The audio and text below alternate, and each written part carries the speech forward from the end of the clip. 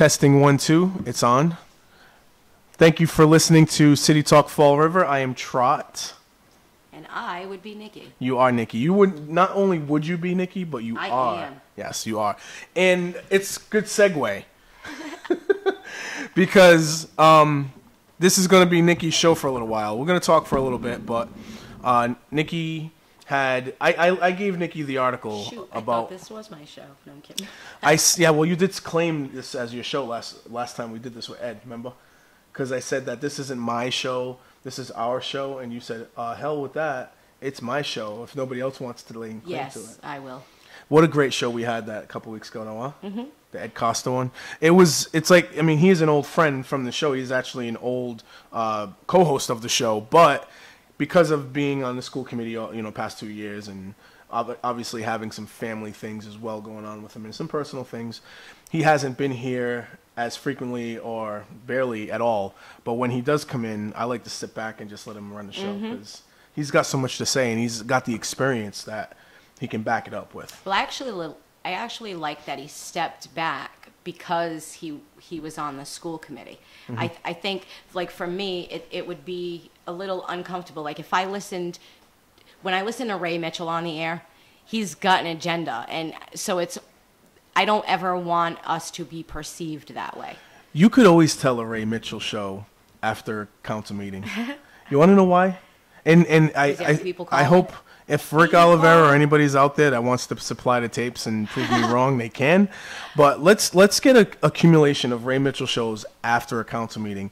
And I'm surprised that Ray still has functionality in his shoulders for not patting himself on the back over and over again after every meeting. It's amazing how, like, he literally would tell people he's brave. Yeah, he toots his own horn. After, that was a brave, you know what? I'll tell you something. That was a brave move by yours truly, sitting here in this chair. I'm like, what? My favorite thing to do is to go back and listen to what they've said in the past. Oh, man. And then what they're saying now. And then the lawyer. I'll never, ever get more entertainment out of a WSAR show outside of the there's nothing more than a Ray Mitchell one when he was talking about the lawyers, when he was talking about how many lawyers he had to speak on not privatizing. Now, it's funny that you bring that up because earlier when I had said Noah's videos are popping up, one of the videos was an exchange between Mitchell and Judge Macy. Yes. Corporation Counsel Macy. And it was just funny because Ray was talking about his lawyer friends, and Macy said, would those be the same lawyer friends that you had for the Easy case? And you got beat by? Yeah. I was like, ooh. Yeah. That's rough. Do you remember when he was a young city councilor back then? A guy named Jazel Correa? The kid? Does he sound familiar to you? Is that the guy that everybody calls the kid? Well, in 2014, he was a young city councilor who sounded concerned because he went on WSAR and he talked a little bit about an encounter, late night encounter with a mayor. There was a couple of things involved, a dashboard, a gun, whatever you want to call it. And dun, dun, dun. There was a city councilor in the back seat with him. Yep. Paul De Silva. I remember him. There was somebody else in the car with him. I forgot that guy's name, and I'm not being sarcastic on this one. I honestly forgot his name. But there was another guy in the back seat, or in the car, when Jazel was in the car with Flanagan, right? He's a business owner. You know who the name is? All right. I actually can't remember the full, and I don't want to say the wrong name. I remember the business, too. I know the business, but that is secondary and tertiary to what I'm trying to get to. The best radio I've ever heard from WSAR was when that one guy was on. Spoke to Faust and Wayne, right? It was a few hours after Jazel came forward about the gun on the waterfront incident, and then William Flanagan came on and completely told a different story, and then this other guy came in, and I mean the gold. The level of gold. I wish I was recording it myself, but I was brand new to listening to all this stuff. I could not believe what I was hearing. It was great. It was the best radio I've ever heard. It still is today. Well, the best radio, I'm still going with Bob Correa. Oh, off camera or off the air. Well, what he thought was off the hot mic, the hot mic moment. Oh, man, Bob Correa and he said about Will yeah. Flanagan. And that was during the election, so everybody was listening. That was during the recall election. Yeah. That wasn't even the following election. That was the actual everybody recall was election. Everybody Yes, was listening to the radio at that point in time. And Bob just went off on. Yeah, it was one of those mic. moments that I was like, did he really just did wait. And then everybody was like, nobody recorded that. Wow. Unbelievable. Mm-hmm. We've had some moments, huh? Mm-hmm. We have more drama. The drama continues here in Fall River. Drama for your mama. And I sent Nikki an article yesterday from the Herald News about this entire King Phillip Mill issue. I had to take a deep breath in between because it's so disappointing. Everything gets so complicated. I don't understand it. I was in a good mood about the situation. It was almost like the Braga Bridge, like where we finally opened up that last lane, and we were like, "Oh, we're done with this." Yes, right. Somebody auctioned and bought the King Phillip Mill property, and we were all happy about it. Some people weren't. Who auctioned it? It was an auction. From where? The city of Fall River. Okay. So we were able to finally find somebody that wanted to invest in this property and just do something with this property. Do you understand what I'm saying? I do. Everybody, I would say the majority of the city was on board with this. And then we get, as you saw in the newspaper, dun, dun, dun. Drama. Apparently, somebody wrote a letter to somebody who listened to this letter about threatening lawsuit action, and you're violating, preserved property and historical preserved property and all this stuff. And it created, and the person in this email apparently brought up the quote FBI investigation going on in the city on the mayor and everything else. All of it was brought up, and everyone kind of took a step back from the progression of purchasing and investing in this property. Mm-hmm. And so the drama ensued. And you got to read it. Well, when I was done reading the article you sent me yesterday. Yes. So I'm not really all up to date. But the article you sent me yesterday, when I was done reading it, I was left saying, who in the world is Thomas A. Feld? So I'm like, who is this guy? Is that Carmen San Diego thing? Yes, because how is it that this guy sends an email, right? Right. And nobody knows who he is. So I'm like, we could find him, right? I'm pretty good at finding people. We could find him. Challenge accepted. So is there any way we could bring up that article? Yeah, of course. Yesterday's article, so I don't want to misquote anything because I read so many other articles. Oh, the article from the Herald. Yes. Okay, just give me a minute. Because that's what triggered everything else. And there's details in there because I had to read it a couple of times because I was getting confused with the names. So to understand who Thomas A. Feld is, he's supposedly, from what people can gather, he is supposedly, allegedly, the lawyer for Raffi Weiss is how we say. My Fall River accent is going to say Weiss, but maybe it's Weiss. Raffi Weiss is the president of SimShabs, mm-hmm. which is supposedly the place that's going to develop and do all this funky stuff with the King Phillip Mill. Like Marky Mark. Yeah, I just want to get the exact quote from what they sent to the Herald News because I have to do something here, but once I do something here, I should be able to get the article. Yeah, library. Boom. But continue. Okay, so I just did a little bit of research just to see what I could find because if he's a lawyer for this company, this big corporation, mm-hmm. Right. Then I should be able to find him, and I found multiple articles on SimShabs and Raffi Weiss. Mm-hmm. But what was interesting is when you looked at where the articles originated, they all originated from the actual company itself, from SimShabs. Mm-hmm. That's where they all stemmed from. it wasn't as if somebody had met with the guy and interviewed him. This was literally just an article that was sent to them from this company. In my research, I found 2 different names for the president of this company. Simshabs. It's Simshabs. And it's I think it might be Simshabs Partners Capital. They've gone a few. They've changed it a couple of times. So, and as I said, I read multiple articles last night.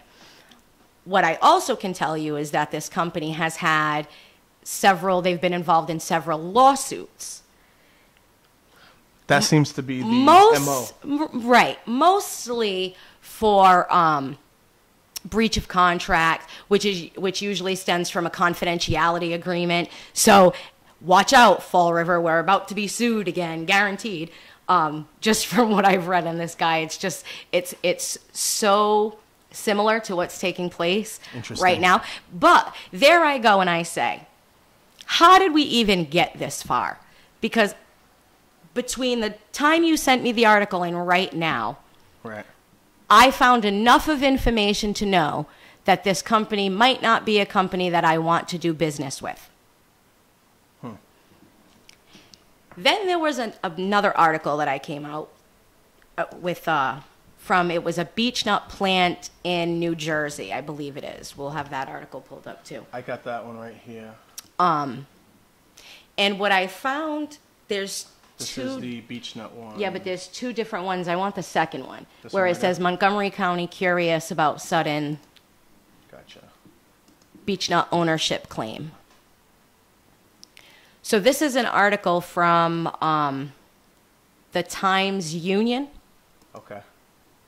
It's coming up. Yeah. Just got to bear with us, guys. I apologize. Yeah, these articles take a while to load. Because of the ads. Yeah. It's a great time. Okay. So this is from Times Union, and it is in Montgomery County. So the title of the article says, Montgomery County curious about sudden beech nut ownership claim.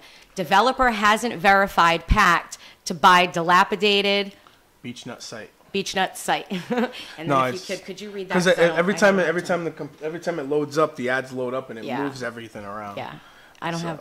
I could put my glasses on. So you want me to just read it off? Yeah, you can. A Brooklyn-based developer who claims to control the troubled former beech nut factory, beech nut BEECH. Yeah, the candy. The candy. Factory in Canajoharie. I'm gonna go with Canajoharie on that one.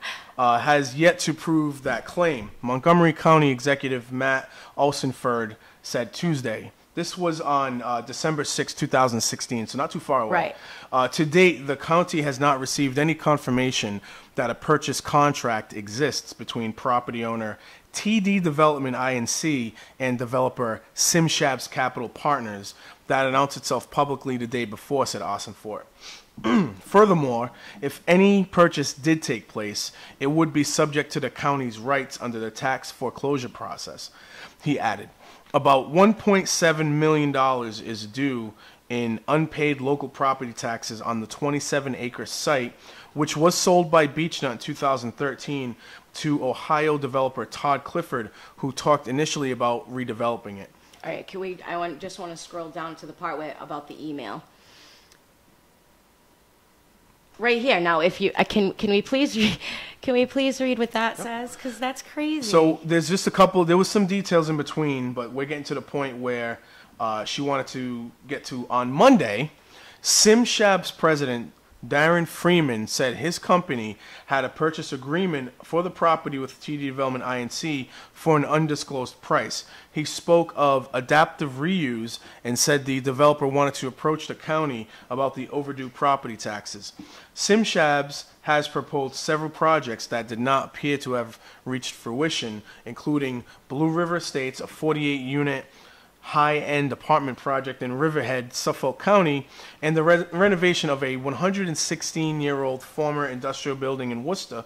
A story in the Worcester Telegram Gazette on the Massachusetts project identified Simshab's president as Rafi Weiss. Rafi Weiss. So, this is where I say, what so the heck? If anyone didn't follow me all the way, it said on Monday, one paragraph starts off with SimShav's president, Darren Freeman.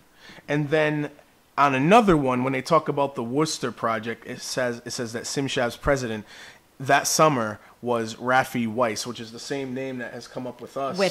Right. But it's also the same state because you have Worcester there and now we're here. So this is where I'm like, okay, so how do we have... That just took place in December. Mm-hmm. Who the hell even was the first person to talk to this guy? Because whoever was the first person to talk to this guy would have inevitably found this article. Right. So right there to say there are two different presidents listed, so what's going on? That's a little fishy to me. You know what I'm saying? Like you have, and it's not the first instance of there being another person listed as the president. Right. There was a gentleman by the name of Bob Dooley in an article, I forgot which article it was, who was listed as the vice president. We haven't heard that name being mentioned. So we've heard, I believe the other name we heard was Stephen Weiss, who is supposedly staying in Boston, in a hotel in Boston. He rented property there or what have you, allegedly. So these are the things. With all these names, it should be easy, right? If this is such a reputable company, yes, it should be easy to match the names of the people that are being given with people in the company. And the only name that I can get is Rafi Weiss. But Rafi's name is not Rafi. Rafi is short for Raphael. Right. So his name is actually Raphael Weiss. With no I in there. With no I. Right. And he comes from Brooklyn. He lives in Brooklyn, New York. Brooklyn in the house. And the articles that I have read, like you had just mentioned in that one article, although the company is listed, none of the projects seem to come to fruition. Right. Why are we dealing with this company in the first place? And then a lawsuit ensues afterwards. There are multiple. Like if you go on, somebody had written. I just want to make you laugh for a minute. Okay. If it's okay, because I'm having trouble pulling up the Herald News article. Right. Because for whatever reason, and I believe the number was 3.7 million. I don't want to. Really? I don't want to. I don't want to be quoted. I'm going to say allegedly 3.7 million. That's hilarious. I believe they did say something to the tune of 3.7 million. And he actually, there was one article that he had written where it says that he intentionally likes to work with gateway cities. So just the fact that we're a gateway city was a flag for him to say, hey, I can roll up in this city and do whatever here, maybe offer them some good stuff. So with all the articles that I have read, there really isn't anything positive. Uh-huh. So again, it leads me to say, what the hell is going on? I think that was a song by Marvin Gaye. Yeah. What's going on? What's going on? That was the song. Yeah. Yeah. So I'm having trouble pulling up this Herald article right now at the moment. Mm-hmm. But interesting. But I do have my tricks. I think my phone is actually over there. I can figure out a way on my phone to get the article without any problems at all. So I'm going to go do that at the moment right now. Okay. You're bringing up all this president and vice president stuff. I just want to give you a heads up because you're not on Facebook like you used to be. No. So it was getting shared around quite frequently that, and you and I talked about it on the phone afterwards, that the aquarium closed down here in the city. And, I expressed the feeling that we always say there's nothing for the kids to do. Yep. Not we, but people, out there, you say there's nothing for the kids to do. We need things around the city. We need stuff for families. And it's sad that this didn't work out to be something more than it ended up becoming. But I ended up going on some of the websites to see who was involved in the decision-making processes and stuff like that. And I ran into some people. I actually talked on the phone to someone who put her heart and soul into it. And her name was Melissa. And I think I'm going to mess her last name up, and I apologize ahead of time. But Ahisi, I want to say. If I did mess up her last name, I apologize. She was very, very nice to me over the phone. And at first, I think she was taking offense when I was being critical of some of the names that I saw early on, I guess in 2014 or so, right before the election in 2014. You start seeing some of these names popping up on these boards. Right. the person, I believe it was in 2014, the person who was the president of the board was Paul Da Silva. The second person, the vice president, was Richard Cabaceres. So when I see these names popping up, and I don't hold high regard to these names, I'm just being honest, I don't. And then you connect the dots that, well, okay, Rich Cabaceres has been in the newspaper frequently. He's been in WSAR on a regular basis. He wasn't the vice president for very long, from what I was told. However, he had involvement, because I was also told he still showed up to all the fundraisers, shook all the hands, did all that for himself, but never gave himself into, certainly not as much as Melissa did, the actual project. Put himself into the into sustaining this. Right. Someone who had the platform that he had could have easily, on any Dr. Mike segment, talk about the need for funding, or the need for involvement, or community support, or anything like that at all. He never used any of those platforms in any way, shape, or form. He could have saved the time that he was egging you on with Ray. Remember that episode? I watched it last week. Get Out, where they were egging you on. Maybe he could have taken some time during then to... Shout out to Mike de Oliveira, who runs the Necessary media page. Yes. And he, about maybe 2016 or so, he posted a video of me calling into the Ray Mitchell show. I guess Ray Mitchell and Richard Cabaceres were... It was hilarious. Yeah, they were calling me on, I guess, to come in to call into the show. And Ray, you could see Ray like turning the volume down on me the whole time. And yeah, they were going back and forth. But at the very end of it, they weren't happy, because I kind of put it all down. But at any rate, I feel as though Richard had a platform, an opportunity to use his platform to try. I'm not saying it would have worked. I'm not even saying that there was anything that could have saved the situation from going down the way it did. But an effort is always appreciated, I think. And he showed zero, and I confirmed it with my phone call. And I knew it as soon as I saw the name. I said, "You guys were taken for a ride." Some people were upset with me for posting the Secretary of State website that showed all the names, because it had some other information on there. Was it public? It was public. And that's what I said. I said it was public information. Well, it was like, yeah, but it wasn't shared all over the internet. And I said, that's true. But my intention wasn't to share the information. My intention was to see who was involved and who didn't actually help you, because I feel like you got taken for a ride. What information was posted? Addresses. Names and addresses. Sort of like when you sign a petition or anything like that. Well. At any rate, so that was my point of that. He was in a position to help and to at least try to bring some assistance. But I asked him, I said, when was the last time you had a fundraiser? Well, it wasn't too long ago. It wasn't too long ago they had a fundraiser. Was he there? Oh, yeah. Showed up, shook hands. I should be the mayor. Ran out the door. And that was it. There was no other way or about him or anything like that at all that he showed any concern for anybody else or anything else. And that honestly bothered me. I'm not even running against Rich Cabaceres right now. He's running for mayor. I'm not. It just bothers me when politicians get involved in these boards and get involved in these situations, and all it ends up becoming is a footnote. Yeah, it's for recognition. And a resume builder. Yeah. And it's not about true involvement, true engagement. So I'm not even talking to a politician right now about this. My message isn't to politicians, because you're going to do what you're going to do, and you're unconscious and you don't really think about anything. I'm not talking about you guys right now. I'm talking to the people who try, who just like Melissa, who try to put their heart and soul into these projects, literally, and get taken for a ride by politicians or get disappointed by them along the way. Don't talk to anyone. And I'm including myself. Don't talk to politicians to get on these boards. Don't do it. Get people that know about business, that know about advertising, that know about community involvement, community service, things to that nature, and back it up with their efforts, not their words. Those are the people that I believe can put you in the best position to succeed, not people who are trying to use you. Yeah, and look at use their record before positions. They started running too. Because if they weren't involved before they started running, then question that too. Absolutely. So I just there are people that do get involved and stay involved, some really good people that have gotten involved in politics, such as Mike Mioza. I know I'm missing one.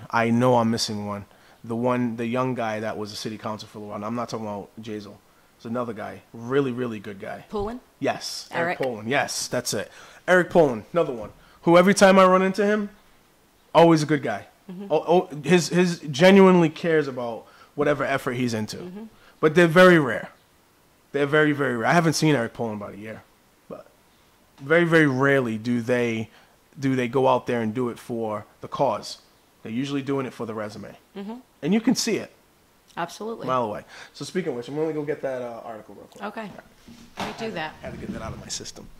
You could have did that a minute ago. Listen. Don't. This is live, so...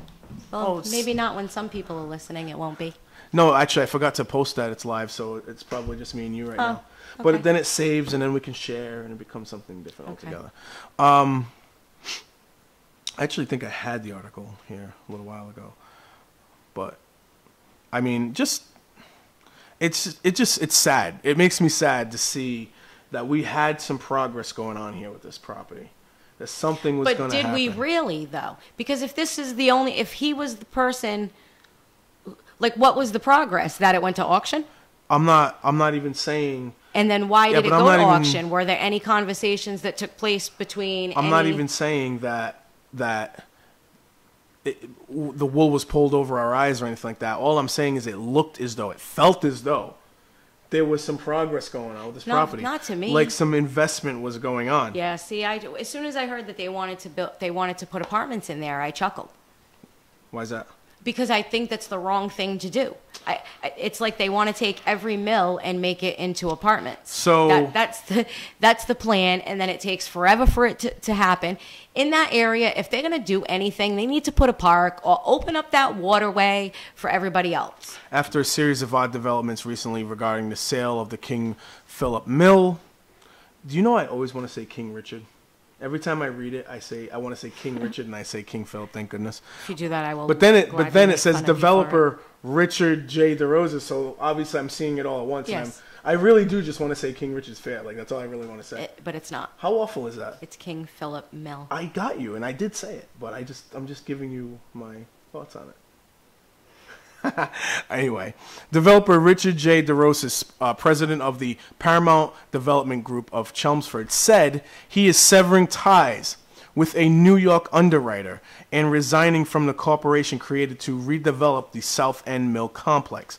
Quote, absolutely, my lawyer is preparing a letter of resignation, said DeRosa, who incorporated Fall River Area Revitalization Corporation after signing a memorandum of sale with the city, which owns King Phillip Mill through tax title. DeRosa is president of the Fall River Area Revitalization Corp presently. DeRosa said that despite the recent events, he's committed to the mill redevelopment project and is seeking alternate investors. So that's the situation. They're seeking new investors based on the fact that this Weiss fella. And that's who this Weiss fella was an investor with DeRosa's company.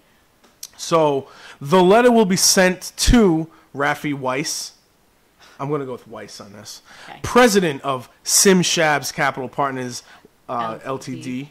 In Brooklyn, New York, who heads the underwriters group that was to raise $37 million from investors to develop the property into upscale market rate housing.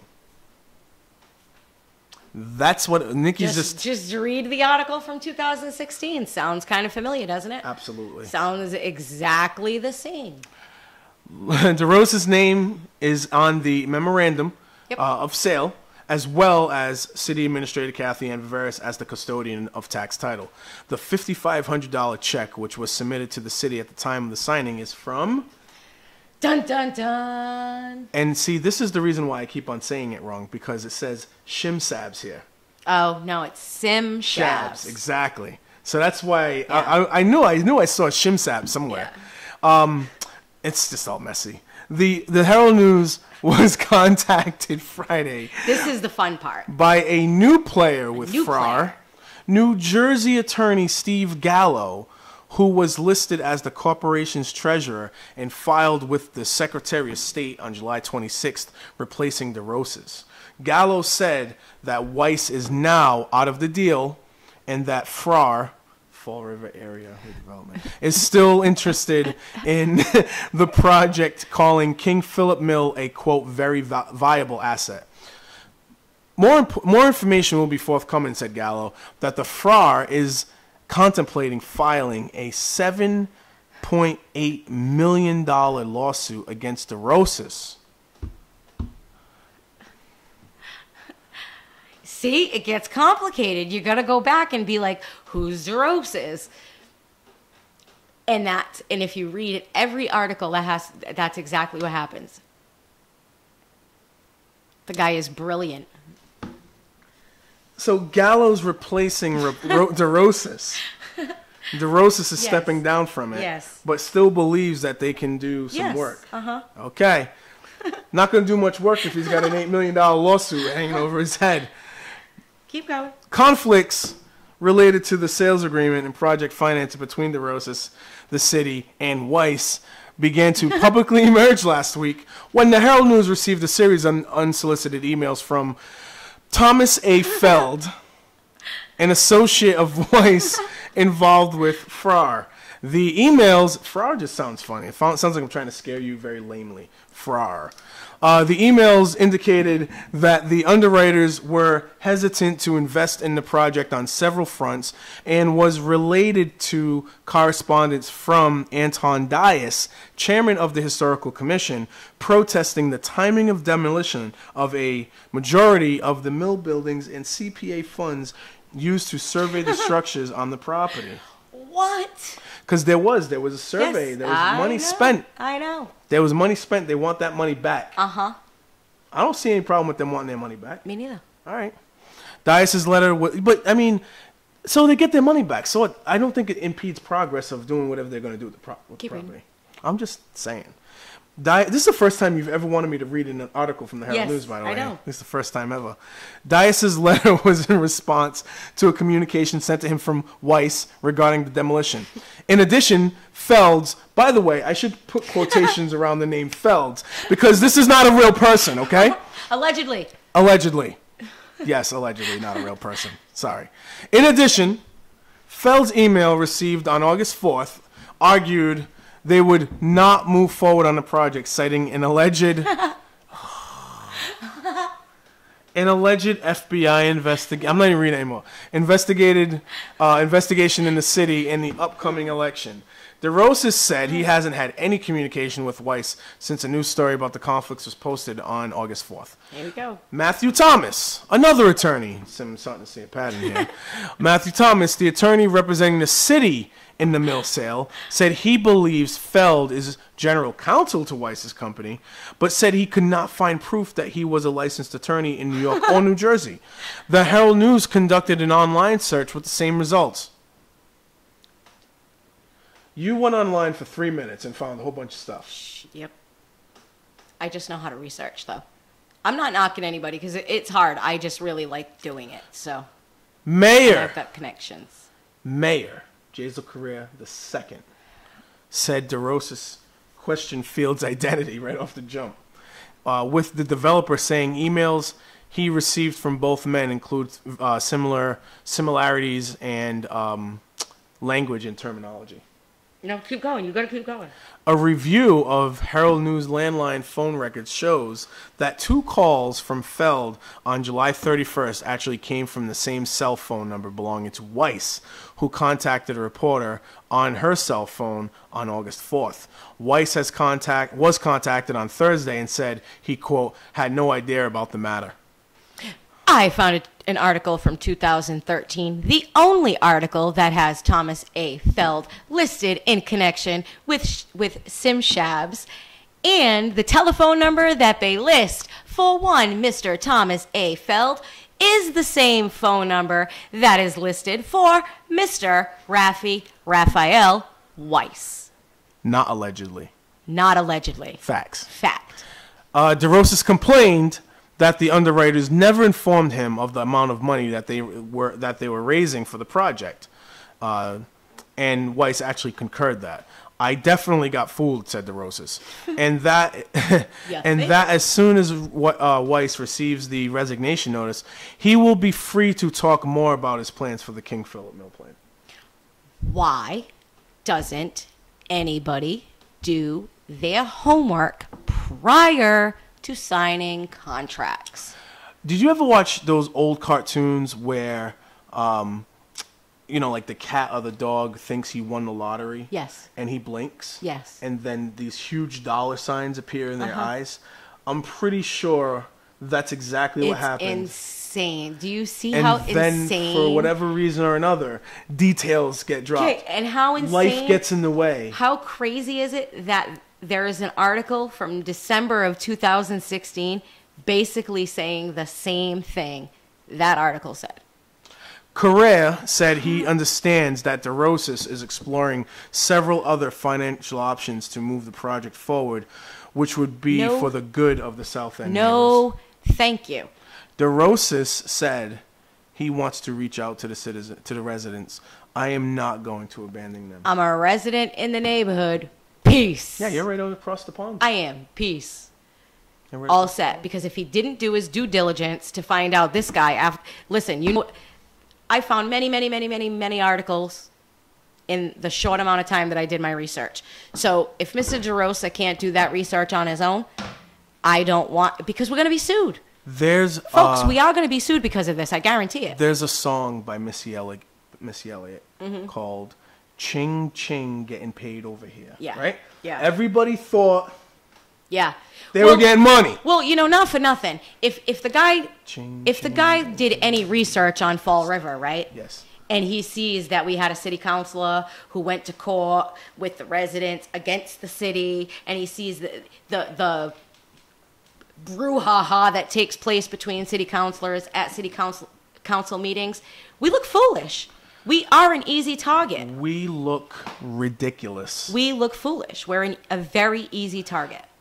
If you look at from years before you and I were born. And Jazel's to blame too. It's all of them. It's every single one of them. If we look at years before you and I were even born, if we did a chronological,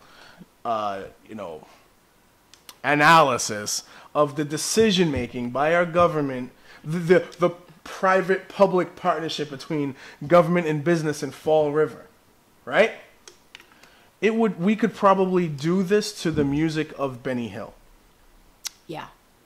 And if anyone doesn't know what I'm talking about, go look up Benny Hill on YouTube. It's just basically a bunch of idiots running around, slamming into walls and doing stupid things, and looking like the Three Stooges to really, really fast, funny music. That's what it looks like. And that's exactly the way when you think about everything that we've talked about, go back to when they just decided to not use the river as a resource in Fall River, right from the jump. Right? Yeah. Right from the jump. They let Newport walk all over us. There you go. Then talk about the airport situation, right? And they just wanted to expand the dumpster that we all knew was contaminated and that we weren't going to be able to sustain, and that it wasn't going to be ours forever, and nobody cared. They're still talking about a transfer station as being, and it's not just Jazel. Linda's talking about it too, as if it's the end all be all. So here we are, and we can keep on going. Oh yeah. We can talk about, I don't know, maybe a mayor who happens to go for a little ride at nighttime, brought that whole circus to our city, right? Put that stink on us. Then we had down near Boondocks. Yeah, no, at the boardwalk. At the boardwalk, right? Mm-hmm. Or sitting on the dock of the bay. We could do it. We could do a lot of we could do a lot of songs to that. But then you have Sam Sutter, who had no idea what the hell he was doing. Didn't go to any. He definitely didn't. Nope. Did not go to any of the budget. When I think it was Mike Mayoza. It was either Mike Mayoza, Jazel, or both that raised their hand and asked and said, "Hey, has the mayor?" And we're talking about Sutter at the time. Has Mayor Sutter even been in the room when you guys are putting the budget together? And you hear a silence come over the room and a shuffle. Well, the running joke, I used to say Lou Pacheco was on there. It wasn't Sam Sutter, True it was story. Lou Pacheco. True story. So we had nothing but a circus. Does anybody remember Andrew Faria? Does anyone remember that name? Uh-huh. Fall River Freedom Media, if I'm not mistaken, right? Who was literally just posting fake news. He was the fake news man. Yeah, he was the He was the OG. fake news. He was the original fake news man before OGFN. anybody got involved in it. Right. OGFN. Yes. Right. I think that Andrew Farrier right now should just get all his old news articles, quote news articles, right? And bring them to the forefront and say, I demand a cut. Right. I demand a cut from everybody out there that is benefited from fake news. Because I am the OG. I am the original. Yes. Because Fall River has been doing this for a very long time. We have been making fools of ourselves for a very long time. And I wish it was I could tell a different story. Whoa. I like that. That was good. I like that song, too. That's a good song. Good job. But I think, I really think that we just, it's just like, can we please stop the cycle? Please. Can we please? Just get that hamster off that wheel. Seriously. Put the hamster out in the wildlife. Yeah, just let him go. He might, you'd be surprised. He might be able to fend for himself. Feld for himself. Anyway. Listen. Yes. When I found the phone number, right? Yes. Like, I was like, I should call and ask for Thomas Feld and see if he talks to me. Thomas Weiss. No, it's Thomas Feld. I know, I'm just saying. Oh, all right. Well, and then we got to find out who the other president is. What was his name? Donald Freeman? Was it Donald Freeman or was it Morgan Freeman? No, it wasn't Morgan Freeman. It was Darren Freeman. Darren Freeman. Darren. We gotta who's this guy? He's like out of left field. You know what? There's an actual search. You can click on his name. He's the president of SimShabs, but wait a second. I thought Rafi Weiss was the president of SimShabs. Amy Blanchette's listening. She's using our live chat. Yeah. So the 4 people that are listening right now, we usually get about 75 to 80 after a while. It depends. It depends.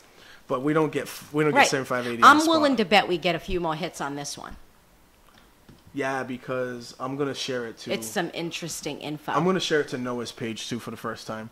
I think people care about these kind of topics. Although they probably don't care about me joking around too much, though. They probably just want to know what the real information is. The deal. Yeah, the deal. But I don't care that much. This is City Talk Forever has always been fun for me. It's not. And like seriously, if anybody wants the links, we could post them too. But you could Google the guy's name if you just Google Rafi Weiss in Brooklyn. Darren Freeman. Darren Freeman is the other president in this article, the Montgomery County article. So Darren is Darron, and Freeman. I hope we all know how to spell that. So. If you go in, Nikki's looking at me like you don't want to take any chances. You might as well spell it out. If you go and search that name out, and it's again Montgomery County article, you'll see that the trickery. Some people have different words. But that's a good. I'm going to say trickery. Trickery is nice. Trickery that's going on right now from this Weiss fellow is. It's pretty. It's not. I don't think this is his first rodeo. Yeah, definitely Let's just not put his it that, first let's put it rodeo. that Like way. if you Google and you'll read Supreme Court cases. Maybe not Supreme Court cases, but I'm almost certain there is. But I don't want to. But you can read court cases. There's somebody had posted something on a ripoff report, and he had sued the person who posted on the ripoff report and won, which I thought was pretty interesting. A defamation? Yeah, it was like because watch. The city of Fall River is going to be sued. I promise. Well, how can he reach to the city if they're going after the guy? They're going after because they signed a DeRosa's. contract. Because they're both on that bill of sale. Quite possibly. Because Kathy and Viveris. I don't know what's in that bill of sale. Because Kathy and Viveris and that I don't know what's $5,500. I don't know what's on that bill of sale. Did they try to cash the check? Does that change things? Like we don't know what's in any contract that was signed. But that's the problem is nobody did their homework. Literally less than 24 hours. I would have known not to do work with this guy. DeRosa's name is on the memorandum of sale, and Kathy as well as and Kathy and Viveris as the custodian Yeah. of tax title. Guess what? City of Fall River is on the hook too. Was contacted, blah blah blah. said Weiss is now out of the deal and Fra is And Rafi's smart. He's a smart guy. Guy is Google. He's a very smart guy. It's crazy. So he's walking away. So DeRosas is walking away from Fra, and Fra is contemplating filing a $7.8 million lawsuit Against him. But who is this guy from Fra? But remember I said 3.7 Yeah. in the article? It was actually 37 million in investments. That's where I got the 3.7 from. But the actual lawsuit is 7.8 actually. They're contemplating, it says in the article. So, very interesting. The Thomas Feld thing is the problem for me. That Thomas Feld thing is dirty politics. It's dirty. That is the lowest of the low as far as I can think of as far as this process goes. I don't think that's politics. That's the FBI investigation piece, all that stuff. But here's the thing, though. I said to you that this all makes sense now. Let's say allegedly the FBI is watching this guy. Then they would be interested in Fall River because he's trying to do business here. If you remember that whole FBI conversation, how it came to the forefront was first it was a guy from Frowhead, and then it was the guy from Well, Frowhead. let's try to get Rafi's phone records. Maybe he's talking to a city councilor. And then it was city councilors, right. But then that would include politics, wouldn't it? At that point, yeah. Right. But I you know me, I like proof. Well, all I'm saying is that from the political process, that's where the dirty politics comes in. I just read a lot of articles, and it seems to be the way this business travels. This Thomas Feld. It's a repetitive. But Thomas Feld was brought up in 2013. In that one article that I read. That's the only time. And mind you, I read quite a few articles that involve court cases. I've read the ending of the court case, the judge's words and whatnot. And there was no Thomas Feld mentioned. The one place that I found his name mentioned was in an article that was written by Simshab's company. And they listed him, it wasn't even Thomas, it was Tom A. Feld, as a contact. But the phone number was the exact same phone number that Rafi Weiss has to this very day. Truth. I mean, we're in 2017, so this is 4 years later. So 4 years ago, Tom had the phone number, and now Rafi's got it. If he was a lawyer, wouldn't he have... His name would have been on multiple documents, mentioned multiple times. You wouldn't find another article from New Jersey that lists another man as the president of the company. From New Jersey. I mean, I also found an article that listed a man by the name of Bob Dooley as the vice president. Well, why haven't we heard of him? Instead, now there's this other guy named Steve Weiss, or whoever it is that we're hearing about. Well, who the hell is that?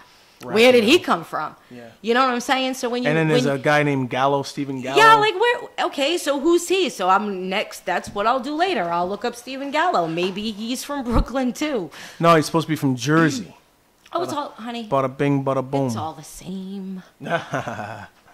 So that is our conversation piece on that topic. Maybe I'll take a quick 4-hour ride and go. You can't let your plans known online like this. You remember how you? But I don't like that? to hide stuff. Yeah, you do. Are you kidding me? I don't like. I'm not. Don't make me turn this mic off and start bringing up some topics. Only time we're not gonna have a Bob Correa hot mic moment. The only time I don't announce things is if I'm unsure, or I don't want to get sued. Yeah. Those are ultimately the reasons that will stop me. You have a pink incomplete information. You have a pink hoodie on. Yeah. Right? Or you wear one. I'm just finding it ironic because in 2015, 14ish. Ironic. Yeah, don't you think? When you were snooping around in 2014, 15. Yep. Following cars around and getting all this information, I was thinking of the Pink Panther music the entire time. I know, but that's still good. That's still another thing that I say could potentially be still going on. When so you were literally going around doing such work. Because I had to. It's to prove it. I'm not going to, and that's I didn't say anything because I wanted to prove it. And then you were thoroughly disappointed by a city council with tears in his eyes. Yep. Liar! So bad too. I don't like when people lie. She let that out. Then I'm gonna rewind that part.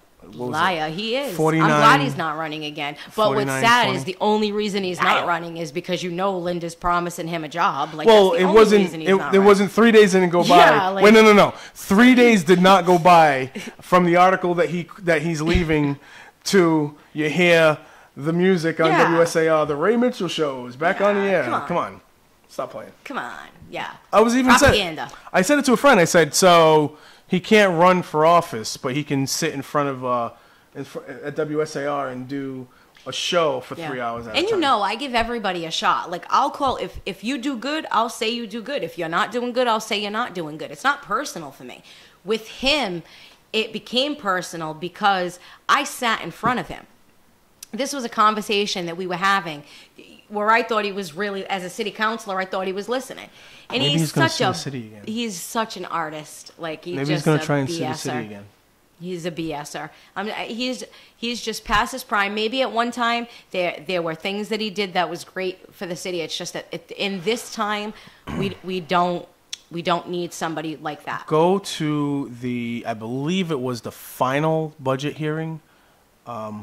He decided to try to bring somebody up, and it was a complete waste of everyone's time for at least 45 minutes about retirees not getting paid, and then you find out that wasn't true, and then he brings up somebody to talk about all the retiree situation, and then you come to find out that the guy he brought up was like, well, I don't have all the information. I don't really know. I don't have all the information that the city administrator has. Right. And so then Ray's just standing there like, I looked at him. I'm like, you got to be kidding me. You just waste everybody's time for 45 minutes. Like, he didn't know that there was other funding sources going into the system to pay for it. And so once he realized that, then he just was like, oh, well, I didn't realize that I don't have the information that you have to show that other contributions are made to this. Mm-hmm. And then I looked it over at Ray, and Ray looked at me, by the way. Ray looked at me, and I looked at him. I'm like, I shoved my shoulders like, what are you doing? What are you doing? For the last 40 minutes, what did you just do? Mm-hmm. Wasted everybody's time. Because you were trying to make the administration look bad. And I'll tell you what, you should not have to work hard to make an administration look bad, okay? You shouldn't have to work hard. There are some things that Jazel's done that you can point to. Absolutely. And make the claim that he hasn't done as good of a job as he should have as mayor. However, when you go out of your way to try to do it, and you fail at it, and because there's nothing there, too. right?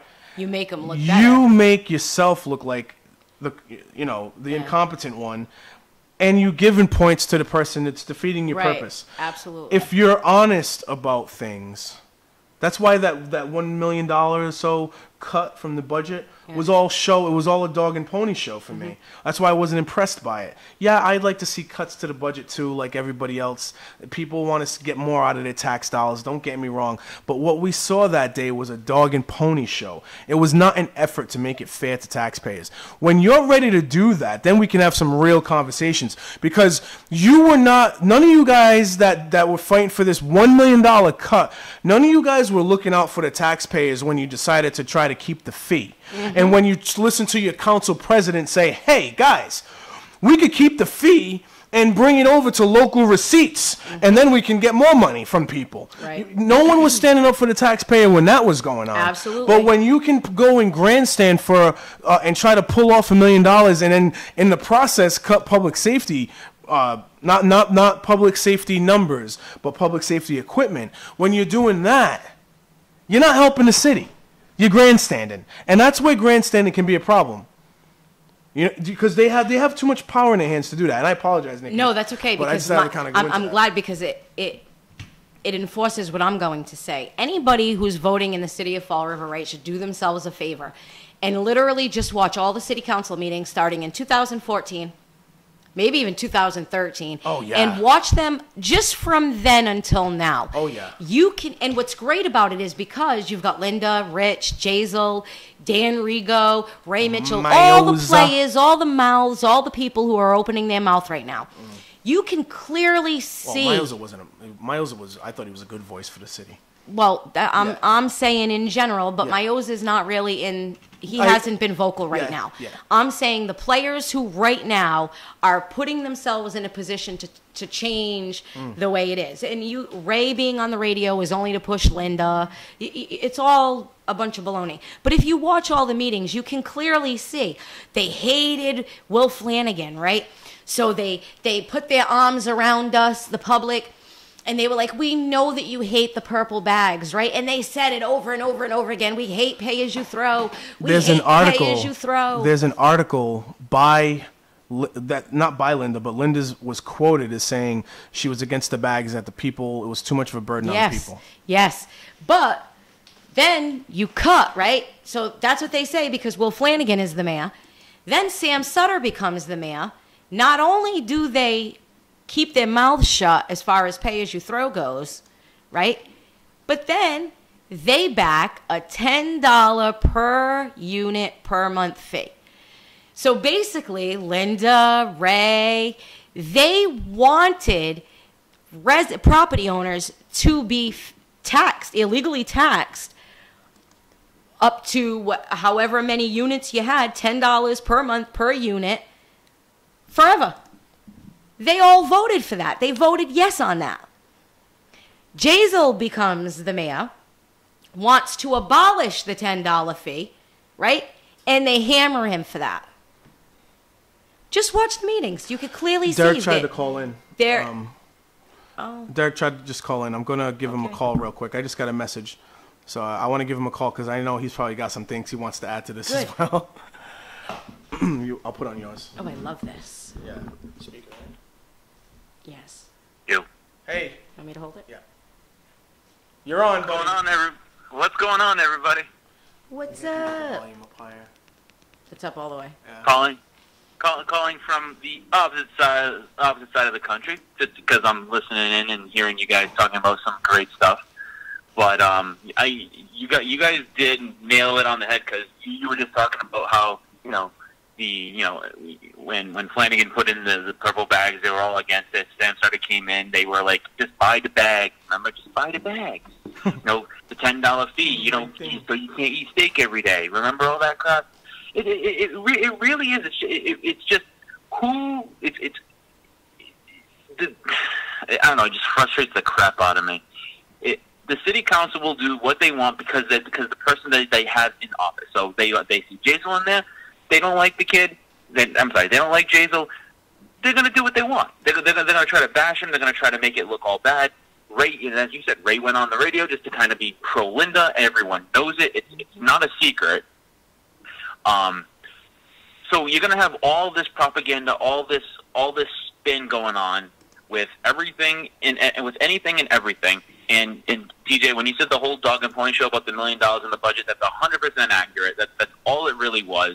It was, and I'll be willing to bet that was not all Cliff Ponte's suggestions. I guarantee it, because there's no way as a first-term counselor, he was going to look at that and decide some of that. There was definitely outside influence on this, and I may not be right, but I have a very strong feeling into that. And what do you guys think? I think that it was him. I think he definitely talked with other people about these particular cuts that he brought forth, but I do think that it was his argument because of how much he was fighting with Jazel at the time. I was actually there right there in the front row there watching that. And Cliff was very, very adamant about, can I give you my suggestions? Can I give you he was very, very adamant about it. It makes me think that he did try to go through the process and go through the reading or whatever it is that you want to say to pinpoint these particular cuts. Mm-hmm. The problem was that they made the figure before they made the suggested cuts. So then they looked like really, really ridiculous when they were trying to go back. And then they had to revote and revote again. Mm-hmm. And then we had to see Richard Cabaceres. I really think strongly about this one. And then you're arguing all about that. And I believe Councilor Pam LeBeau forgot what she voted on in one sequence. and they had to go back and figure out what she voted on. So it just didn't look good. It didn't look planned out. It didn't look like it was a teamwork effort at all. It didn't look like there was 9 counselors trying to find the best solution with the administration for how to take the ease off the taxpayers. It looked like 6 or 7 people all arguing in different directions and not really. And I can't imagine that the city looked like it was being represented at that point in time, at all. To be honest with you. No, I mean I'll agree with that. There was, you know, the citizens vote to put everyone into those seats, and they were put into those seats to have the best interest of the citizens in you know, on first and foremost. I did not. Poor Steve Long. Hey Derek. And poor Steve Long, right? He's sitting there with his hands on his face, like, I can't believe this is going on right now. You know? Yeah, he was like the underdog for me. Yeah. And I'm watching him because he goes into that meeting wanting to try to work together, wanting to come to some solutions and stuff. He knows he's only one voice. He's not the smartest. Like he knows he's not like trying to be the smartest man in the room or, you know what I mean, or that kind of thing. He's got one of my votes. He's just trying to work together, and I'm watching this guy have like the vein in his forehead. It looks like it's going to pop out of his head, you know, because he's just so upset at all the agenda that's going on around him. The only guy that sounded like he had any, like he was like the common sense in the room was, of all people, Steve Camara in that meeting. I'm not kidding you. Now, isn't that a scary thought right now? Very. That is the scariest thought and scariest comment that I've heard in the last 4 months.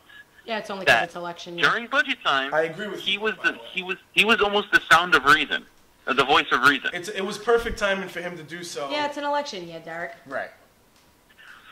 And you know what? I don't know if this is. I don't know if that was enough to get the voters to put him back in again. I just have a strong feeling that the same old is going to happen. You know, people are just going to just turn a blind eye to everything. They're going to look at the top 9 names. They're going to be like, oh, okay, click, done. I don't, you know. Stop being a negative Nancy. I'm sorry, say that again? I said stop being a negative Nancy. I'm not being a negative Nancy. I'm just being a realistic Ruth right now, okay? Relax. But the truth. But that's the truth. Everyone just doesn't. I mean, everyone will complain about what's going on, and then when this time comes where they have the ability to change it, nothing changes. So either complain and make the change, or shut up and keep voting the way you're voting. Because as one way, you can't have them both ways. You stay vocal, you make your change. You don't want to be vocal, or you want to just complain for the second complaint and then vote the same way. You lost your right to complain. Mm-hmm. So, I mean, that's the reality of it. You just can't have it both ways. You want change, vote for change. You want the same, keep what you got. Absolutely. And if you really want to see this city go to the hell in a handbasket, vote for Linda. Are you giving the Derek Morgado vote to Jason Correa? Is that what you're doing right now? I'm not giving my vote to anyone because I'm still not impressed with what anybody is saying. Okay. So I mean, my vote is open. My vote for mayor is not locked in at all. And I'll be quite honest with you. If a certain candidate did what he did the last election and can actually bring forward some good points like he did last time, I have zero issues in voting for Jordan. None.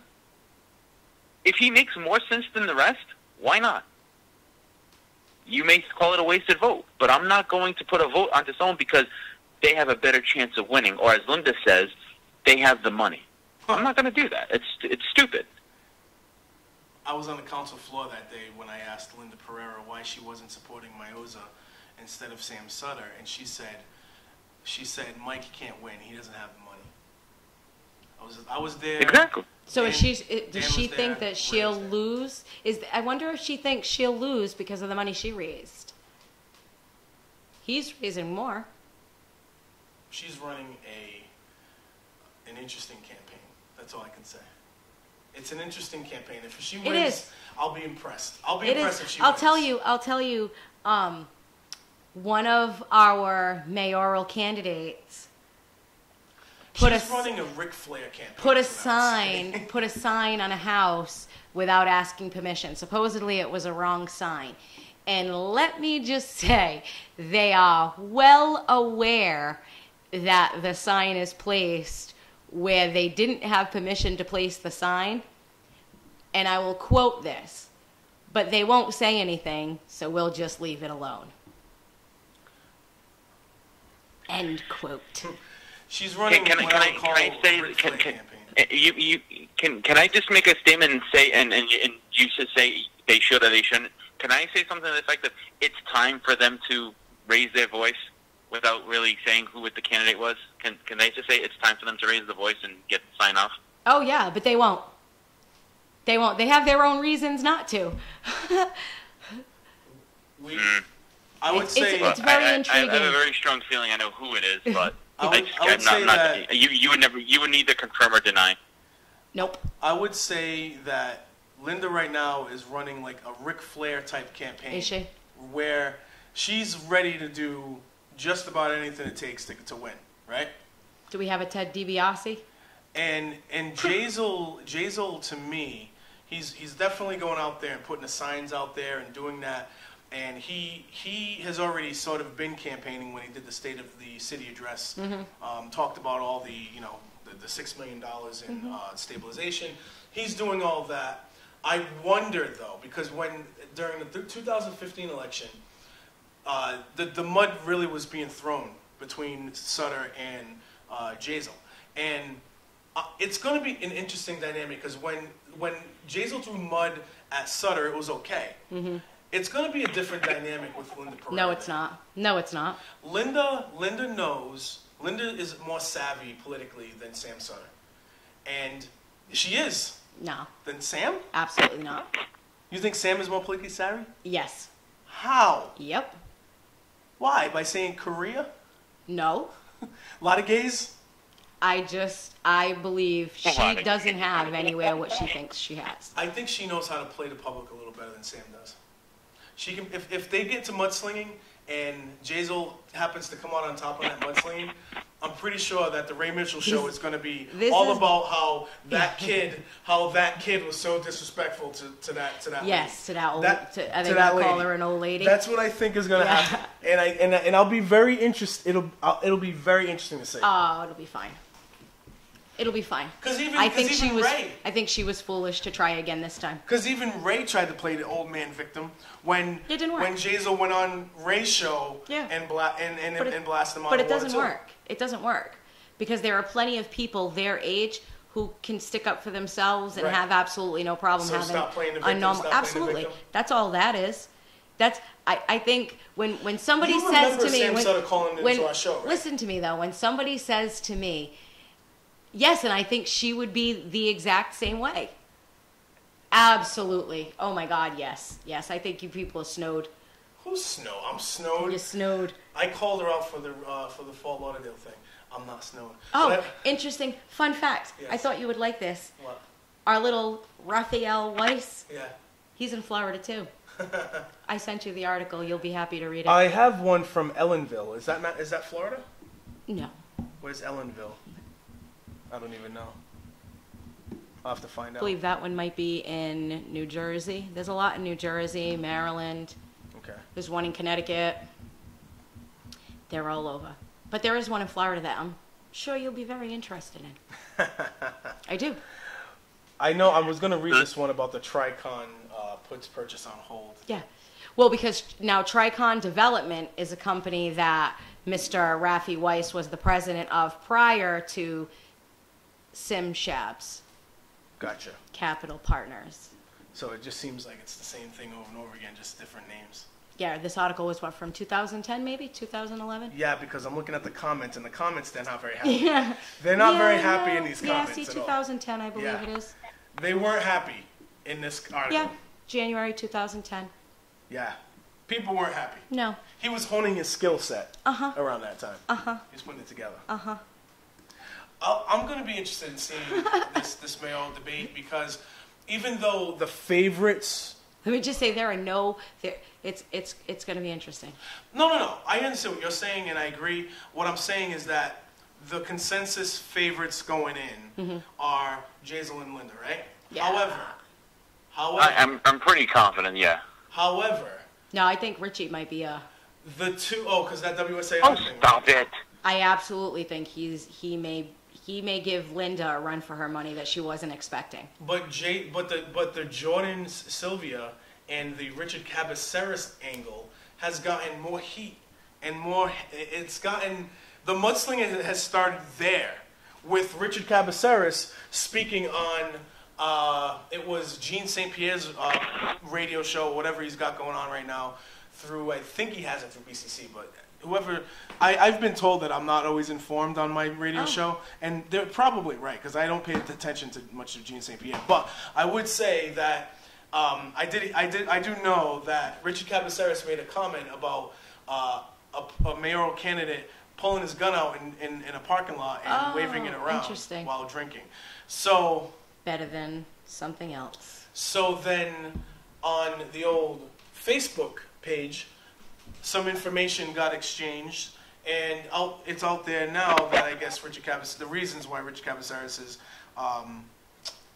former campaign manager is now a former campaign manager based on treatment, just disrespectful treatment towards her. I learned about that yesterday, so I'm glad you cleared that up for me because I was quite surprised when I learned that. Yeah. There's also some other stuff, too, about sexual aggression towards other females and stuff like that. It's all one big rumor mill that's out there right now. So the mudslinging... Is this online? It's all online. Boy. The mudslinging has happened between a couple of the mayoral candidates. It has started. And it's going to be an interesting dynamic to see because these two guys are not the 1 and 2 favorites. But... I wonder how that's going to audience, right, and I wonder how that's going to play out with the top 2 candidates. Are they going to get involved, or are they going to try to rise above? They're not. What's going to happen is they're going to completely ignore it, and then at the primaries, it'll be Jordan and Richie Boy. Because here's the thing that everybody needs to remember: Linda's been around for a long time. Yeah. Right? So some people might say that may work to her favor, and that may work to her favor with some voters. Right. But there are a lot of younger voters who aren't pleased with Linda. There are city employees who aren't pleased with Linda. She would be wise if I'm just putting myself in her shoes for a minute. She's the oldest candidate by a wide margin, and that alone, people, I know that we don't like it, but it's true. People do vote demographically at times. There's so many people that I've run into who say, oh, this kid doesn't know anything, he shouldn't be the mayor, this kid. And I keep on reminding them that a lot older people have been running the city for a long time and have put this city in really, really bad shape. Yes? I got to pause because it has something to do with that. Go for it. Okay, but she's run for mayor before and hasn't won.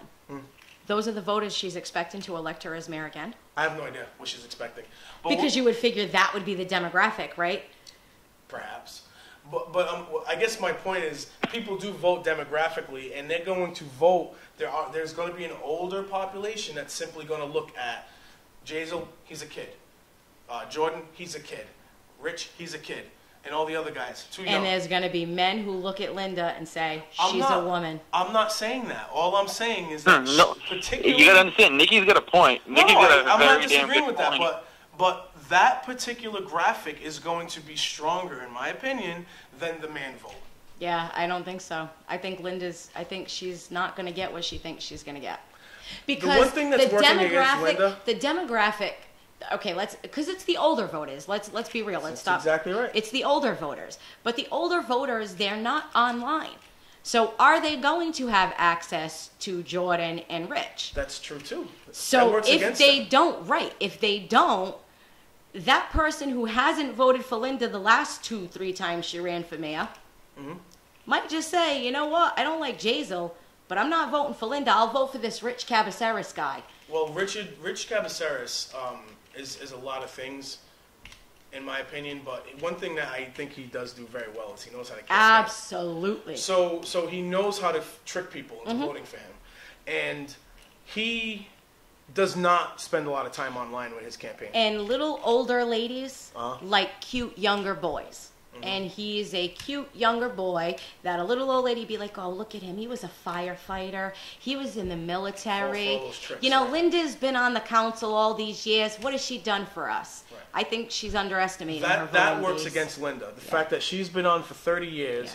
Yeah. And I remember being in a debate with her. And she raised up like a stack of papers talking about like the resolutions that she's, you know, gone after over the years, I guess. I think she's she's running for mayor now. She's not running for city council anymore. Right. She's gonna have to prove that she's had a positive effect on this city. And that's going to be very difficult for her to do. I think that's going to be very difficult for her to do. How many times? I'm just finishing my sentence. That's all. It's just that's where I think people underestimate. I think they put more into Linda than they think. I think they put more into Jazel too. I honestly think it could be Jordan in a rich election. Because there's a dynamic in this city that doesn't pay attention to the details, and they just look at a person and they say, nope, yep, nope, yep, that's it. Because they don't have time, or they don't have the patience, or they don't care enough to really dig deep the way that you have on topics, the way that Derek has on topics, the way that some other people out there have on topics. And that is going to work in her favor, in my opinion. They're going to go with the name they know.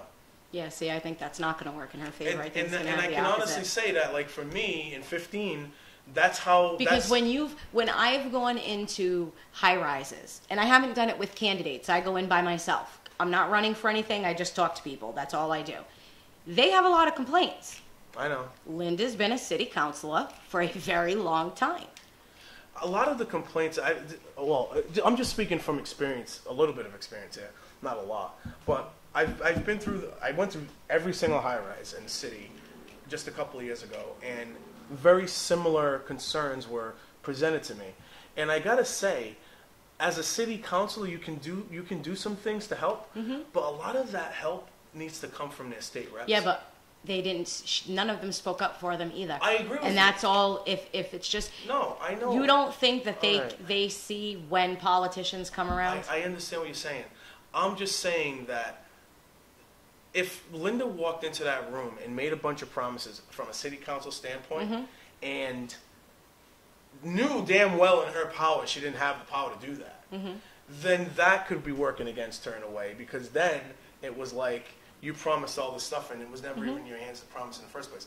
I'm listening to the concerns of some of the people, and I'm thinking the housing authority needs to get involved in this, the state rep needs to get involved in this, people from HUD need to know. And I kept on asking, and I asked over and over again, and I can never get a straight answer. Who is the housing authority directly responsible to? I'm sorry, right? I'm chuckling because yes. And I'm listening to this, and I'm like, I'm paying a whole lot of attention right now to the hiring process, because if the hiring process it concerns the mayor, then how is the mayor not holding this person accountable when they're screwing up? To me, it's, again, and I'm using a different word than what I want to use, trickery. Right, Derek? Yeah, we all know the word you want to use. So I'm saying. There are moles everywhere. There are moles all over. Can you hold this? I just had a couple other things I just wanted to make a quick note, and then I'll let you guys go off on this. But talking about Linda, do you think anything about what happened to her, like the whole racial joke thing, the racist joke thing, and like 20 years ago, do you think that's going to come back to haunt her? Or do you think that's pretty much water under the bridge, no one remembers it until someone brings it up? No, somebody's definitely going to bring it up. There'll definitely be jokes about it. But I think it will. Did you see the Mark Diane? You said you missed the Mark Diane. I did. No, I did not. I made mention of that to people. Yes, I know exactly what I know. The 8-ball thing. Yes, I got that. I think that there are still plenty of people who do not like Linda and haven't liked her in her 30 years as a city councilor, and they will do what they have to do to make sure she's not elected. Hey, Derek, can I be honest with you? Go ahead. Okay, this is the way I feel to answer your question. If you don't want to be honest with me, you can lie to me. It's okay. I won't know the difference. I just finished having a conversation with... I just finished having a conversation with this. It's Would You Lie to Me? That's the song. But anyway. I knew I knew Yeah. It's a good song. That's a good song. It's too bad we can't play music anymore. But, Derek, I just want to answer your question the best I can. I just finished talking to somebody about this before the show. I think that if you are a Linda Pereira voter and you are a follower of Linda, yes, then that joke meant nothing to you anyway. Mm-hmm. If you catch my drift. Right. But she's going to have a hard time getting the younger guys, the younger crowd, the more liberal younger crowd that's out there right now. If that joke catches wildfire to that group of people, I think she's going to have a hard time getting that vote. And the thing is, when people go to vote, they can only vote for one with her name there. It's not like we have 9 votes for mayor. Do you understand that? That's huge. That is huge. Yeah. So That's what works she against may Kathy have 5, and Kathy Ann's a woman. Do you see where I'm going with this? I said the same thing with Hillary Clinton. Too old. She's too established. It's not going to happen. This is bad for Linda. Yeah, but you also said Jeb Bush was going to get in there. Well, I'm sorry. I didn't know who the white man was going to want to be their leader. Sorry. I thought it would be another Bush. I thought it would be another Bush. The views and opinions are most stupid.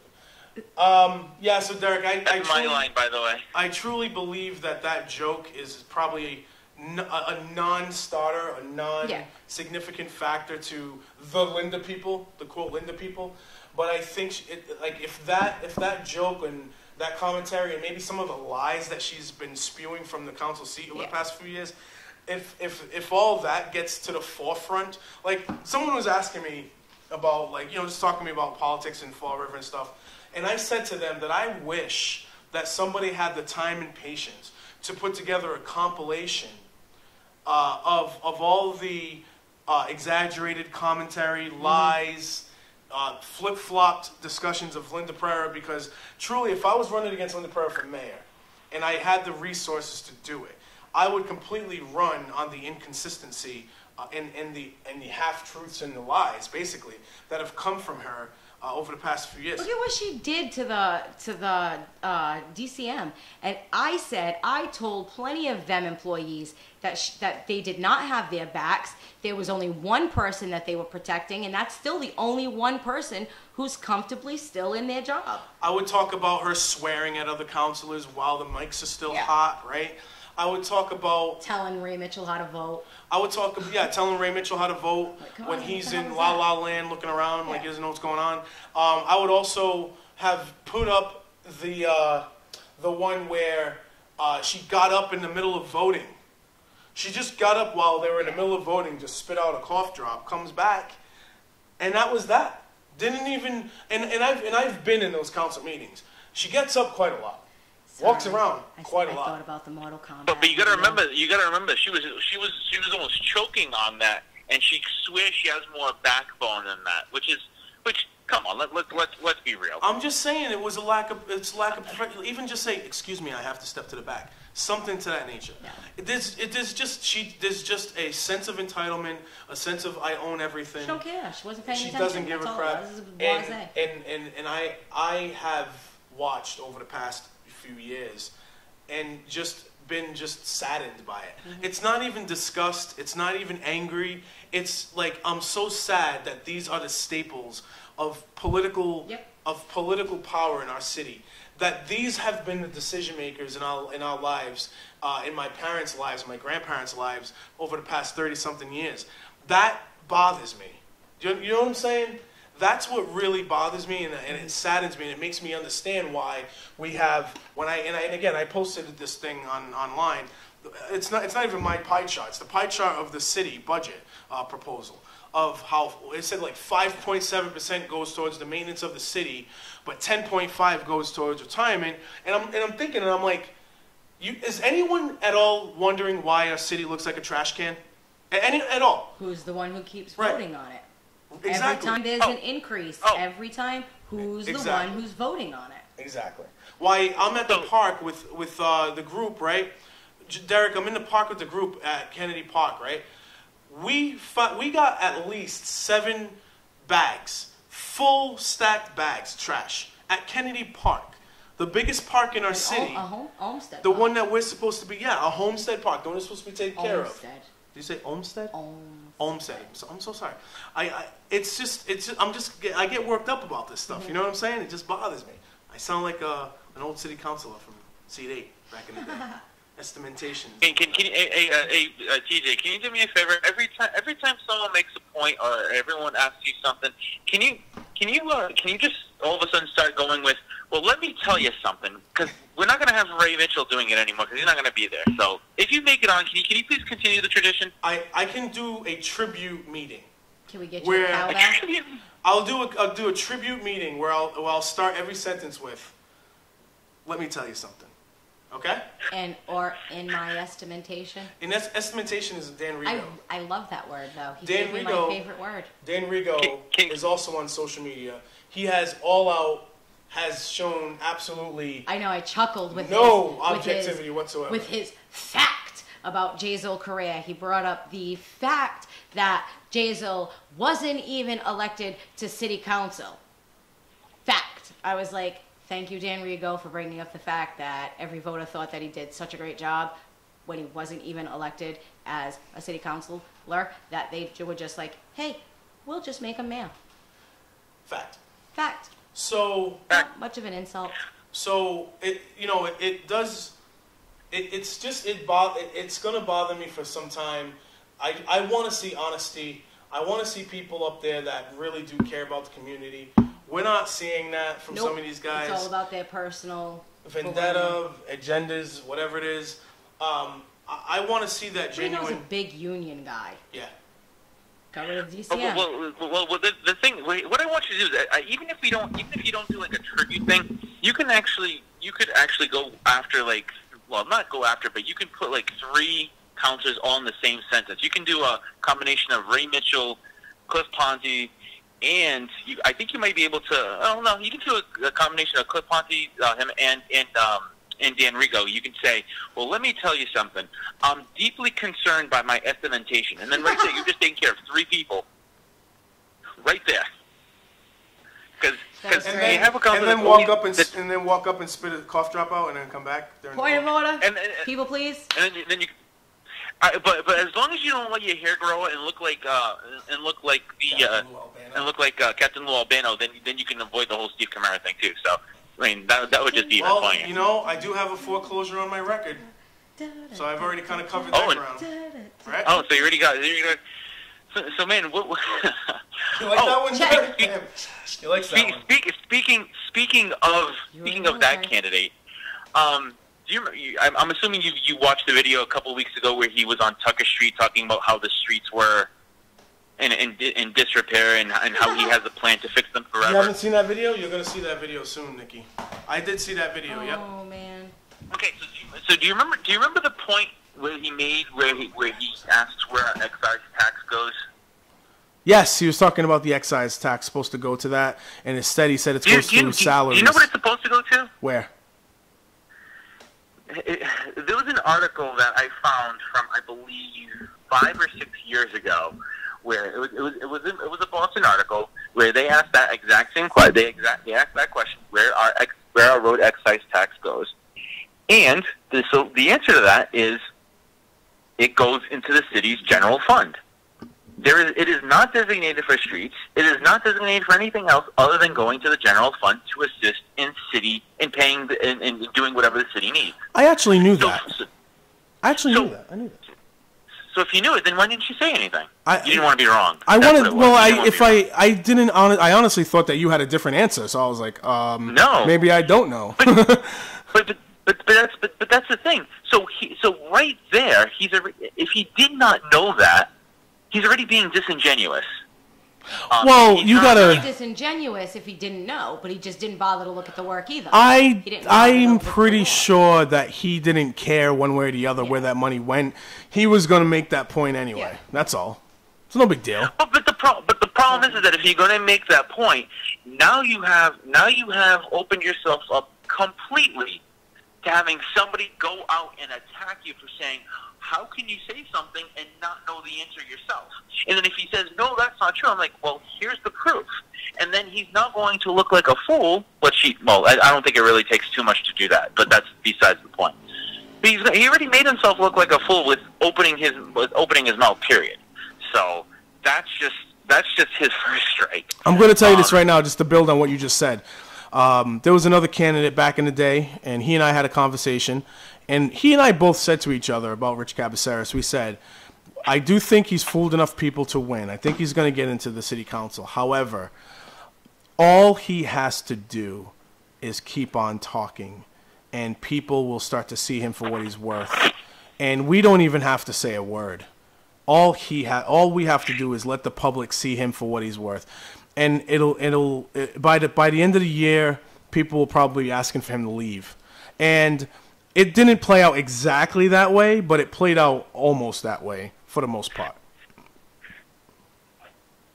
Yeah, well, you have what they call the buyer's remorse or the voter's remorse. I mean, there were plenty of people who have come back and said that they regret. They didn't say it in those words, though, but they definitely gave him too much credit. He put himself out there for a lot that definitely wasn't. He definitely wasn't as qualified as people thought he should have been. Oh well, maybe not qualified necessarily, because I mean, I think that if you looked at the resume, you could probably say he had some background to be qualified, perhaps, maybe. But what I do know is that he wasn't as capable as he portrayed himself to be. And neither were some other people that portrayed themselves to be financial gurus and experts on government and all that other stuff. But hold on a second. When you portray yourself to be those things, let's just use the example of putting that stuff on a resume. You portrayed yourself to be a financial guru. You put yourself out there as that, and then all of a sudden, when word comes out that you can't keep your own finances in order, how much of a financial guru are you? Yeah, but I'm talking about 2015 during the election time, before all of this came out. You know what I'm saying? Before all this other stuff came out. I understand that, though. Oh, okay. I get what you're saying, but even when you take, like, great example is if you put that on a resume and you go for a job and you get it, and then all of a sudden you're being tasked to do that kind of stuff, and you're being tasked on the fact of, hey, you're a financial guru, this and that, and then all of a sudden comes out that you can't keep your own books in order, you can't keep your own things in order. How much of I don't care what. And there's more to it. There's more to it that, like, that. I mean, that's his personal business, and so everyone has reasons why they go through what they go through, and he advertised himself a certain way, so he needs to stand up and show where his expertise lies in all this. But the other piece to it was just and you used the word before, disingenuousness of. Remember when we were? Did you say disingenuousness? Yes. Yes. Oh, we got a new word. There you go. But I mean, you understand at least what that means. But the person decided to involve himself in the discussion of the figures, the 10-year projections that Jazel Correa had presented to the council during a council meeting, and for Richard Cabaceres at that time to say, well, they don't match my numbers. I also have the 10-year projection that shows that it's going to cost more to privatize than to stay with the current system the way it is. And he never showed you those numbers. He never showed me those numbers. We were on top of him like white on rice, and it never happened, right?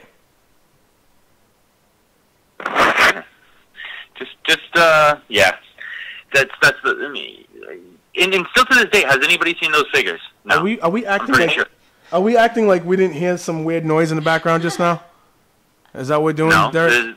There's no weird noise in the background. I swear to God. Derek. I'll I'll go on FaceTime right now and show you. There's nothing going on in my room. It's an empty room. But and if no one knows, I am in Las Vegas right now. I don't know. You're in Vegas, in an empty room in Vegas, and we heard. Wait, what time is it in Vegas right now?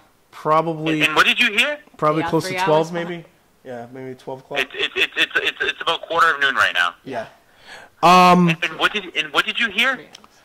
A weird noise in the background. There's, I swear to Christ, there's nobody in my room. Are there Russians in your room? I came back to my room just so I could call you guys. All right. And then after this, I'm getting the hell out of here. All right. So you remember when you and I on Facebook, particularly we're all over Richard talking about how he has these figures, he has these numbers, it's going to cost the city more if we privatize, blah, blah, blah. And they never, ever showed their numbers, correct? Yeah, it was going to cost the city millions of dollars in the lawsuit. Well, yeah, not only the lawsuit, but he's saying that his 10-year projection, itself, yes. his 10-year projection of keeping the city service the way it is and not privatizing the hauling of trash, right, was going to all of a sudden, like he was going to save the city these millions of dollars.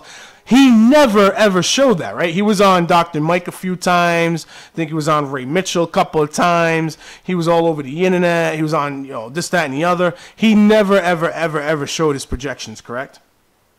I don't believe he showed it to one person. Thank you. Just like a guy to brag about something and not show it off. Did you hear her? Yeah, of course. Okay. See, this would be the point in the show where I looked right at her and I'd give her the look like, is that what she said? Yeah, and then she'd laugh. So there's a fellow named Dan Dupere or Dan Dupree. I'm not sure if I'm saying it correctly. Unfortunately, Dupere. Is it Pear? Okay.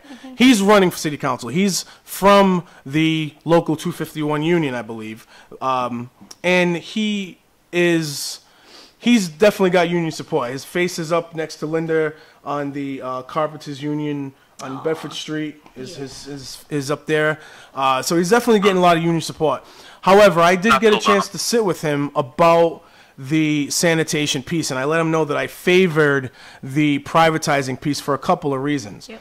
To me, I liked the idea of having a 10-year projection because now, if you're a mayor and a city councilor, you have the budget set. You know how much it's going to cost, and you can work with that figure for the rest of the time being, at least for the 10-year projection. However, if we didn't have this 10-year projection, we didn't privatize, we had no idea from one year to the next, right, what was coming.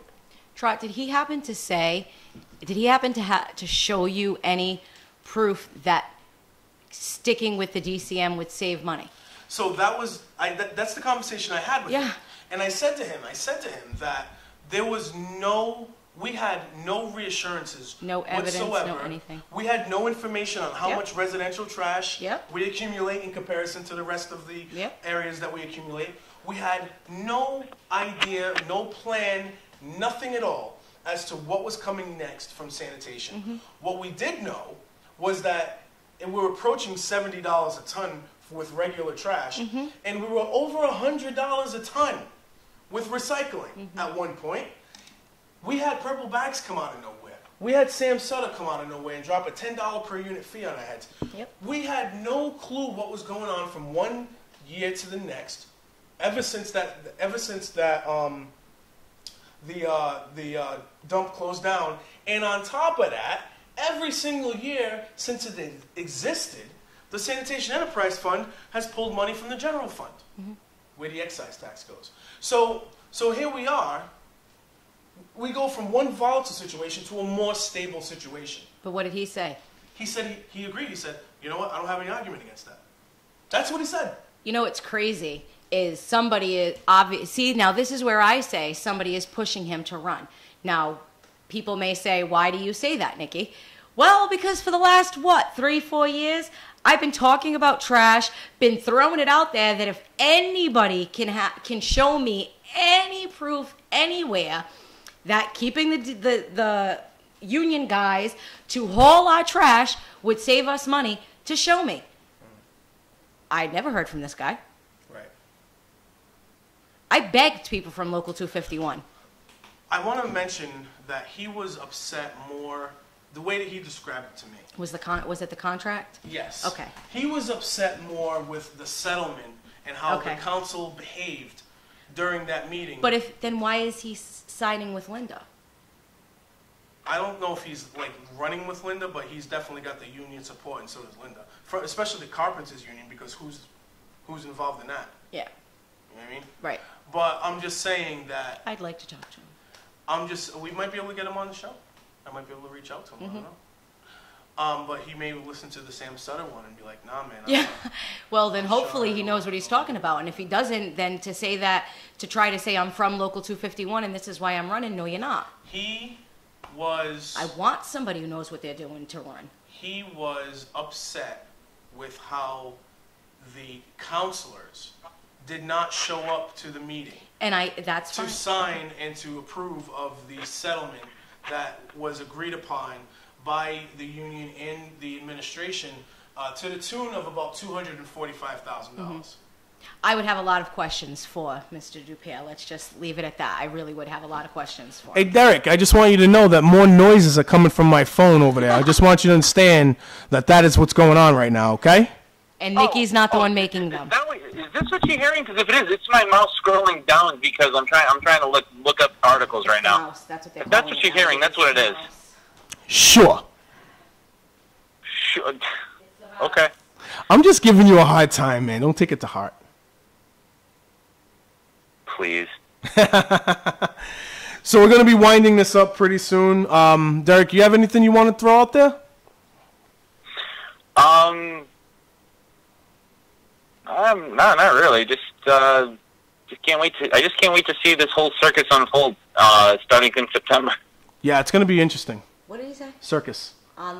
It's going to be interesting to watch the circus unfold come September and November. Okay. Pretty much. But she heard something else.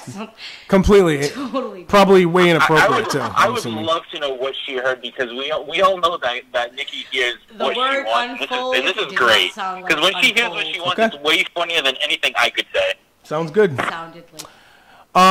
To everyone listening, did you want to say anything? Because I'm ready to rock and roll out of this. We can ready to rock and roll. To everyone out there, I just want to say that today Angels Anonymous went out to the park of Kennedy Park out there, and it looked like somebody took the park, spread it around with trash, and then shook it around and turned it upside down, and then put it back in place. It was so bad it wasn't even funny. The cops, there were 2 police officers that were walking around with me, helping me pick up trash. It was that bad, and I haven't seen Kennedy Park that bad ever in my life. So I was very sad by it. And that was last Sunday, where I saw that it was a mess. We went out this week, finally got a chance to go out there. And I'm hoping that we can get some more community support. There was a time when getting volunteers to help clean our community was not a problem. Obviously, Derek knows some people have, aren't getting along like they used to from when we all used to do it together, and that's fine. It is what it is. There's still plenty of other people out there that can volunteer and get involved, and it doesn't have to be with my group at all. Just get involved and get out there and try to make your community look better. It's really, really heartbreaking to see the city in the condition that it's in. Of course, you can look at that pie chart. It's on my city council page. You can look at that pie chart and see why things are the way they are, because we're allocating a lot more money into other things besides the maintenance of our city, which should be of just as high importance and if not higher importance than some of the things we put money into, in my opinion.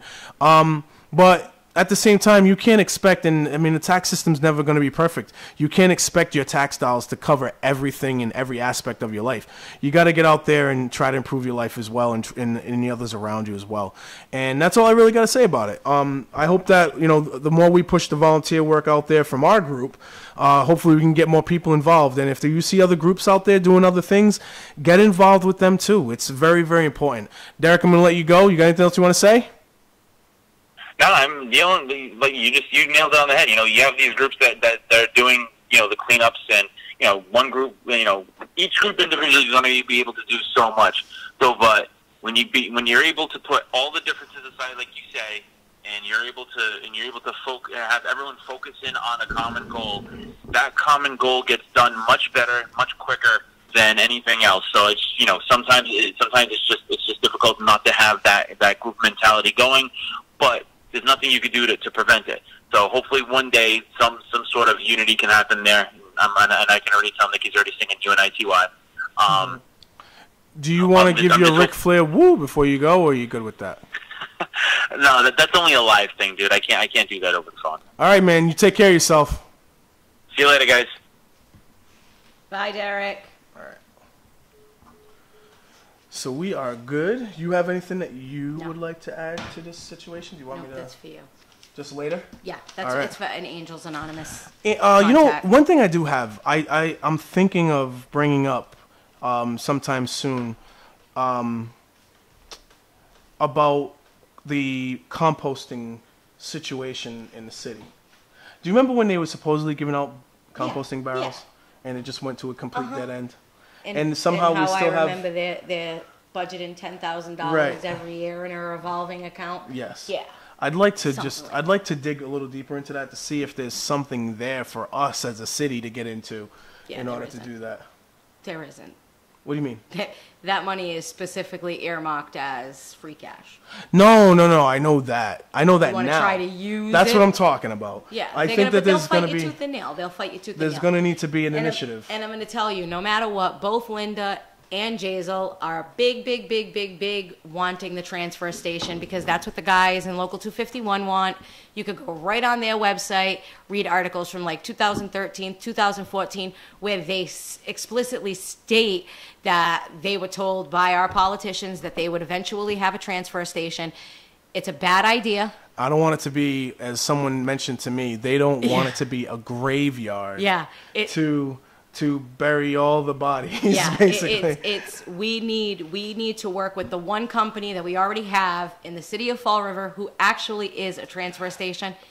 Let's just keep going with them. My point being is, again, because you shoot it down based on the earmarked money. I'm not talking about that. I'm talking about if there is an opportunity to put together an initiative, not involving the government, but involving people in general, to see what we can do with our compost, because I think that there is something that can be done. It would be great, but again, I don't see that happening because of what the end result of what they want. So if we can do it in our homes, if everybody does it at our homes, it's going to be much harder for them to spend money on a bigger scale. Yeah, I don't think that the transfer Listen, they station... spent over a year sending our recycling to a company in another state that they shouldn't have been, so I don't put anything past them. Oh, Rhode Island. And it was illegal. Yeah. And then there was Nobody said a word. And then there was this other illegal activity that was going on with the housing trash. Yeah, and it's still going on, and nobody's still saying anything, so whatever. Oh, and the recycling bins being over there still. You know? Yeah. So there's a lot going on there. But I just want to... I need that conversation to be started, at least if I ever get on that platform, because we need it. Hopefully, if you... You know, I would like to see you get elected so that the money is used for what it's earmarked for. It would be great for people to have home composting. Yeah. It'd be wonderful, even just to educate ourselves. You know what I mean? This was supposed to be our goodbye piece, but we end up talking about sanitation once again, because that's just what happens. But up home composting. It was. I'm taking blame for this one. It's all the same. I'm taking blame for this one. In my estimation, it was me that actually. Dan Dupé, our Local 251. I'm not going to talk about trash. I know. Again, I'm taking the blame for it. Taken a step back. Well, not back. I've just been quiet. You've sidestepped. no step back. I want to see what people do on their own. Nothing. Absolutely nothing. Absolutely nothing. All right. Well, everyone I was at the park cleaning up trash. Just want you to know that. Everyone take care of yourselves. Thank you for listening. Be kind to one another. I think we should have all three back. If not next week, the week after, definitely. So everybody take care of themselves and have a great weekend.